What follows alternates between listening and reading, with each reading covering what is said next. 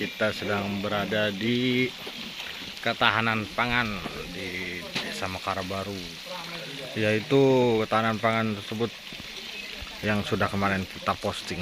Hari ini kita akan ngariung ya, ngariung iman, ngariung aman ya di sini bersama masyarakat dan juga Pak Babinsa, Pak Jaro, dan semoga dengan ketahanan pangan yang kita lakukan semoga bisa dilihat oleh pemerintah negara Republik Indonesia.